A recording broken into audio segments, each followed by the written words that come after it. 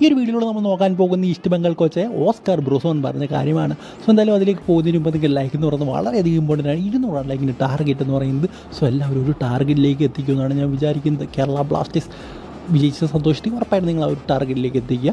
So എന്തായാലും Oscar ബ്രൂസോൺ പറഞ്ഞ കാര്യം നമുക്കൊന്ന് നോക്കാം. എന്തായാലും ഫസ്റ്റ് അതിനോടുള്ള ചോദ്യം എന്ന് പറയുന്നത് ഡിസപ്പോയിൻറ്റിങ് റിസൾട്ടാണ്. എന്താണ് ഇതിനെക്കുറിച്ച് പറയാനുള്ളത്? അദ്ദേഹം പറഞ്ഞു തീർച്ചയായിട്ടും ഡിസപ്പോയിൻറ്റിംഗ് ആണ്. ടീം എല്ലാ രീതിയിലും മോശം പെർഫോമൻസ് ആണ് ഇന്നത്തെ കളിയിൽ കാഴ്ചവെച്ചതെന്നാണ് അദ്ദേഹം പറയുന്നത്.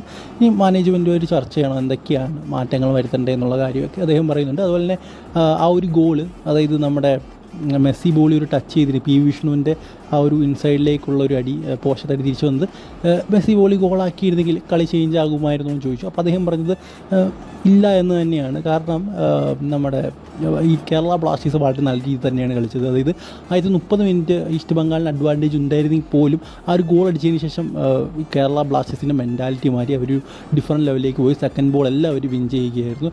സോ അതുകൊണ്ട് തന്നെ ഒരു ചാൻസും ഇല്ലായിരുന്നു തങ്ങളുടെ ടീം, അതായത് എൻ്റെ ടീം ഈസ്റ്റ് ബംഗാൾ വിജയിക്കാൻ ഒരു ചാൻസും ഇല്ലായിരുന്നു. കാരണം വളരെ മോശം പെർഫോമൻസാണ്. ഒരു ഗോൾ അടിച്ചതിന് ശേഷം പ്രഷറോ അല്ലെങ്കിൽ ഇതായിട്ടുള്ള കാര്യങ്ങളൊന്നും ഈസ്റ്റ് ബംഗാൾ ചെയ്തിട്ടില്ല. ടയേർഡായിട്ടാണ് ഈസ്റ്റ് ബംഗാൾ കളിച്ചതെന്നൊക്കെയാണ് അദ്ദേഹം പറയുന്നത്. സോ എന്തായാലും നിങ്ങളുടെ അഭിപ്രായം ഒന്ന് കമൻറ്റ് ബോക്സിൽ പറയാനായിട്ട് ശ്രമിക്കുക. സോ അടുത്ത വീഡിയോയിൽ കാണുന്നവരെ ഗുഡ് ബൈ.